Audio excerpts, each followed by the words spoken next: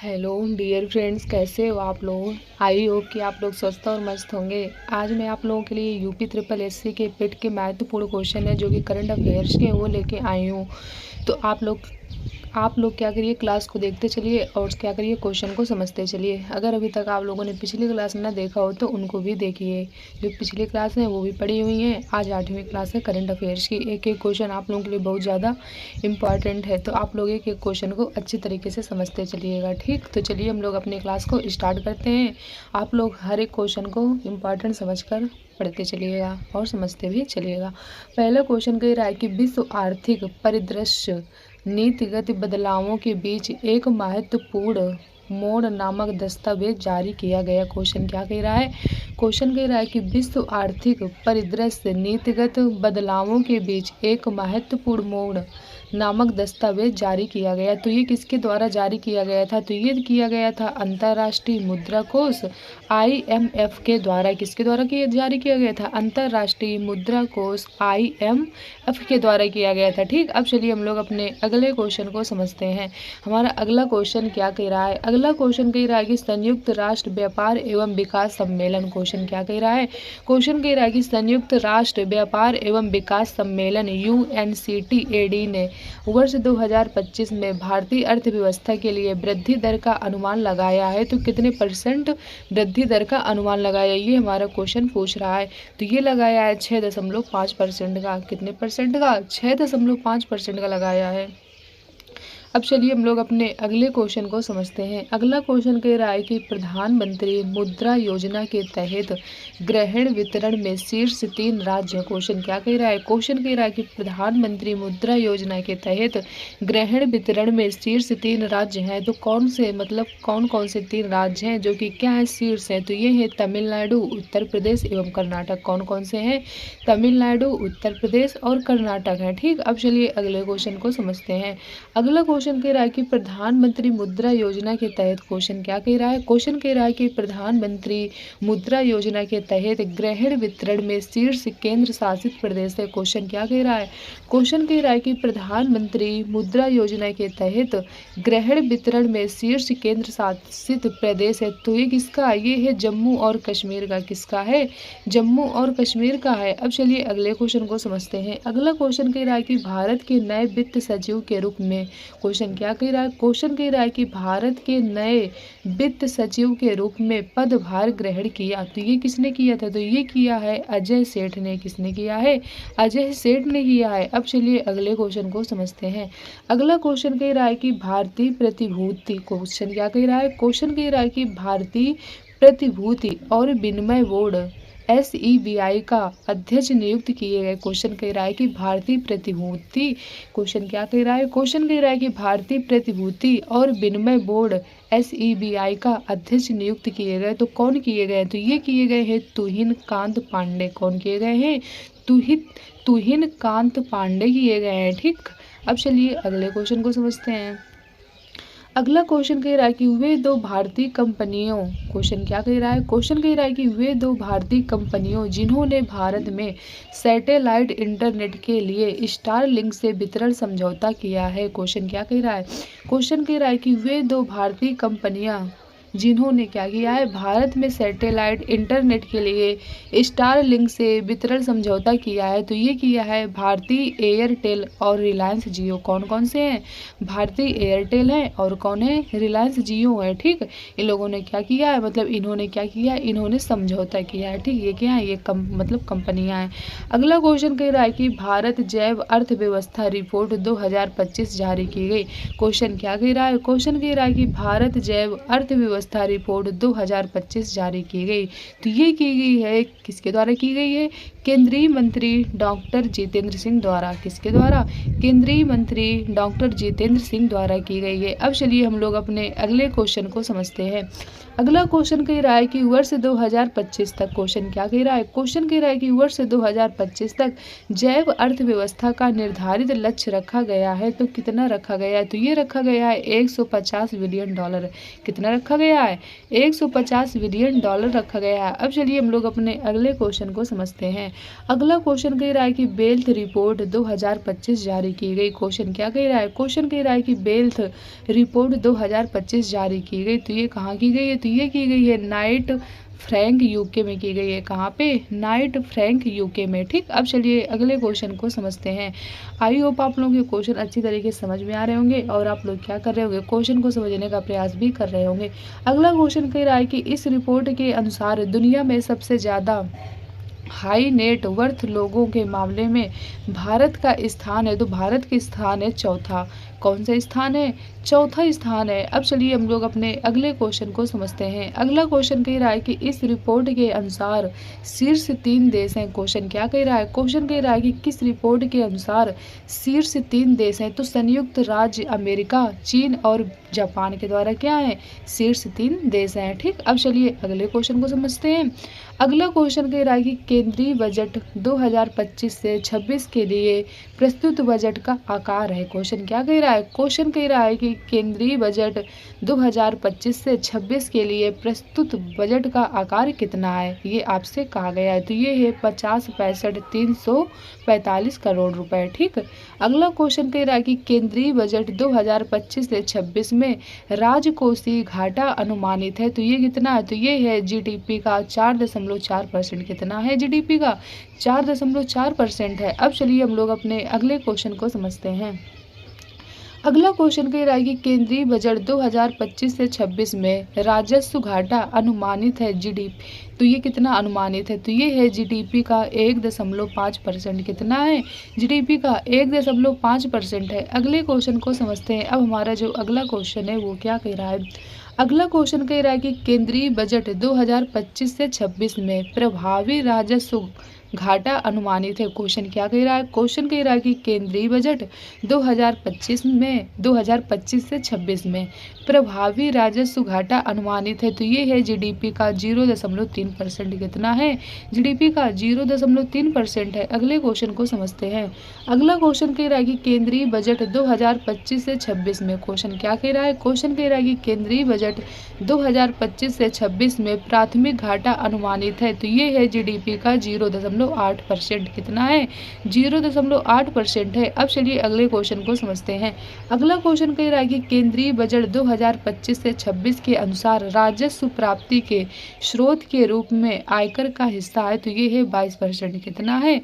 22% है। अगले क्वेश्चन को समझते हैं। अगला क्वेश्चन कह रहा है कि केंद्रीय बजट 2025 से 26 के अनुसार राजस्व प्राप्ति के स्रोत के रूप में वस्तु एवं सेवा कर निगम कर का केंद्रीय उत्पादन शुल्क का हिस्सा है। तो ये है क्रमशः 18%, 17% तथा 5% है। ठीक, अब चलिए हम लोग अपने अगले क्वेश्चन को समझते हैं। हमारा अगला क्वेश्चन क्या कह रहा है? अगला क्वेश्चन कह रहा है कि केंद्रीय बजट 2025 से 26 के अनुसार कुल व्ययों में करों एवं शुल्कों में राज्य का हिस्सा है। तो ये कितना है? तो ये है 22%। कितना है?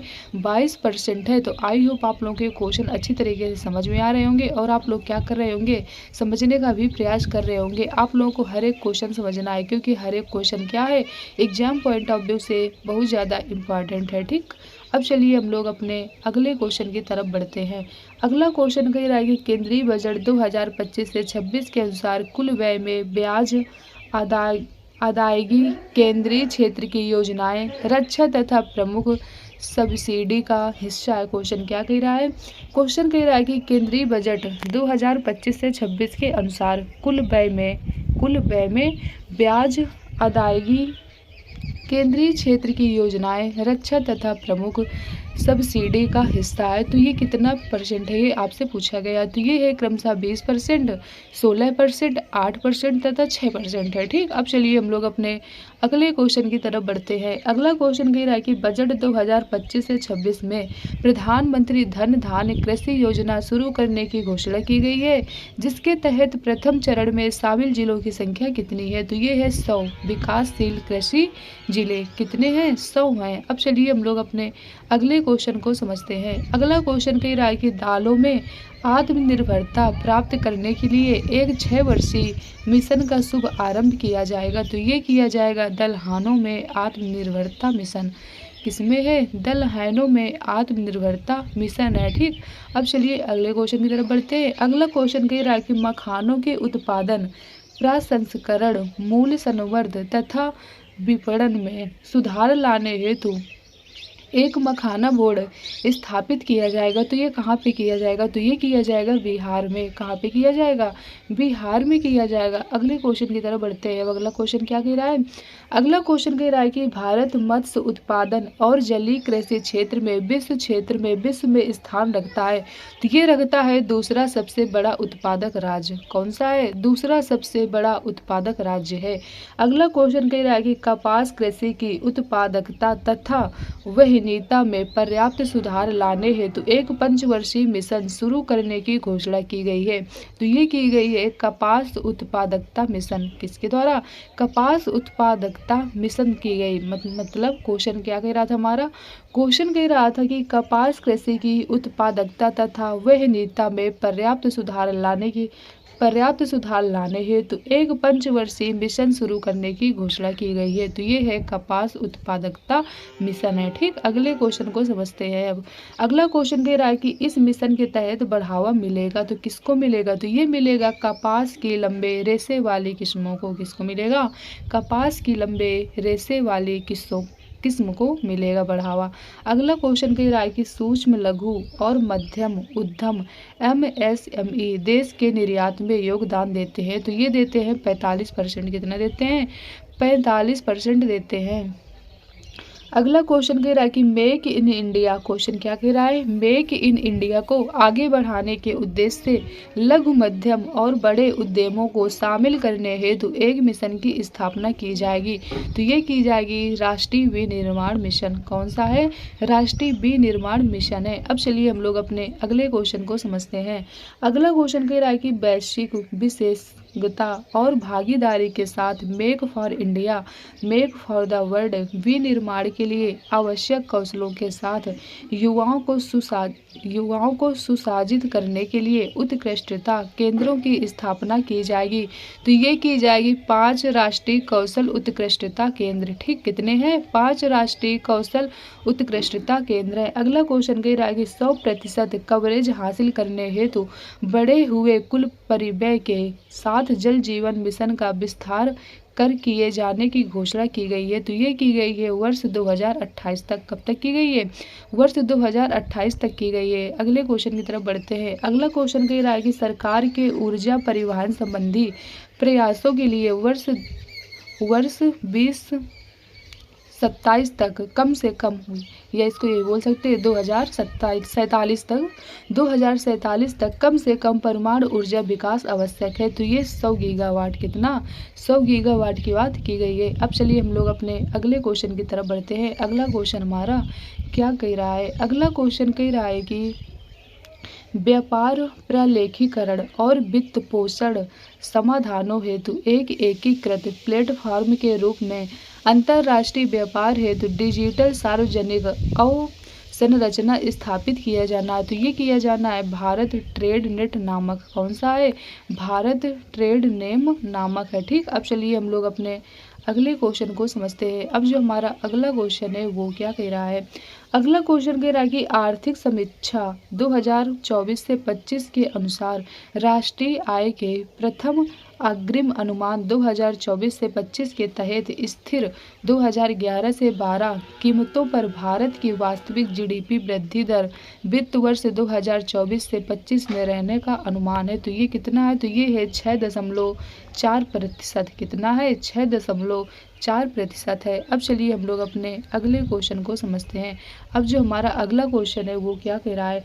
अगला क्वेश्चन कह रहा है कि आर्थिक समीक्षा 2024 से 25 के अनुसार स्थिर कीमतों पर वित्त वर्ष 2025 से 26 में भारतीय अर्थव्यवस्था की वास्तविक GDP वृद्धि दर रहने का अनुमान है। तो ये है 6.3 से 6.8% के मध्य। ठीक, अब चलिए हम लोग अपने अगले क्वेश्चन को समझते हैं। अब जो हमारा अगला क्वेश्चन है वो आज की क्लास का लास्ट क्वेश्चन होगा। अगला क्वेश्चन कह रहा है कि आर्थिक समीक्षा 2024 से 25 के अनुसार वास्तविक सकल मूल्यवर्धन जीवीए की वृद्धि दर वित्त वर्ष 2024 से 25 में रहने का अनुमान है। तो कितना है? तो ये है 6.4%। कितना है? 6.4% है। क्वेश्चन क्या कह रहा था? क्वेश्चन कह रहा था कि आर्थिक समीक्षा 2024 से 25 के अनुसार वास्तविक सकल मूल्यवर्धन जीवीए की वृद्धि दर वित्त वर्ष 2024 से 25 में रहने का अनुमान है। तो ये है 6.4% है। तो आई होप आप लोगों को यहाँ तक ये क्वेश्चन बहुत अच्छी तरीके से समझ में आए होंगे और आपने क्या किया होगा, समझने का भी प्रयास किया होगा। तो आप लोग ज़्यादा से ज़्यादा वीडियो दोस्तों तक शेयर किया करिए, जिससे क्या हो दोस्तों की भी हेल्प हो सके। चैनल को लाइक और सब्सक्राइब करिए, जिससे आने वाली नोटिफिकेशन आप लोगों को टाइम टू टाइम मिलती रहे। तो आज की क्लास को हम लोग यहीं तक रखते हैं। अगली क्लास में फिर हम आप लोगों के लिए कुछ इसी तरीके के क्वेश्चन लेके आएंगे, जो कि एग्जाम पॉइंट ऑफ व्यू से बहुत ज़्यादा इंपॉर्टेंट है। तो आप लोग एक एक क्वेश्चन को बहुत अच्छी तरीके से समझिए। आप लोग क्या करिए, क्लास को 2-3 बार देख लिया करिए, जिससे आपको क्या होंगे, क्वेश्चन समझ में आ जाएंगे। तो चलिए आज की क्लास को हम लोग यहीं तक रखते हैं। आप लोग मतलब जो वीडियो उसको भी क्या किया करिए, लाइक किया करिए और कमेंट करके बताया करिए कि आप लोगों को क्लास कैसी लगी है। तो चलिए आज की क्लास को हम लोग यहीं तक रखते हैं। Okay, thank you.